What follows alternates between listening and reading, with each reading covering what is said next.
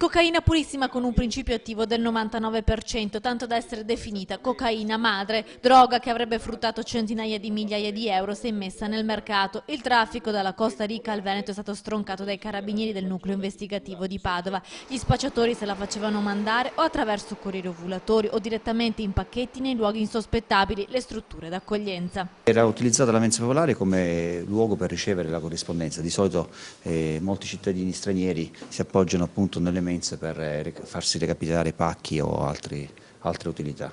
Ed era proprio indirizzata alle cucine popolari di via Tommaseo a Padova il pacchetto contenente 100 grammi di cocaina purissima intercettato dall'Interpol a Malaga nel settembre del 2012. I carabinieri hanno preferito non sequestrare lo stupefacente, cercando così di ricostruire la filiera. Dopo un mese di giacenza alla mensa popolare e uno al centro meccanografico di Padova si è presentato un nigeriano a ritirare il pacco ed è stato arrestato. L'indagine, proseguita per oltre un anno, ha permesso di portare in carcere un altro trafficante azzelarino che nascondeva la droga nella cameretta del figlioletto appena nato. Altri 3 nigeriani sono stati arrestati con cocaina in ovuli che da Maserà stavano portando agli spacciatori delle piazze di Padova. All'appello ne mancano altri 2.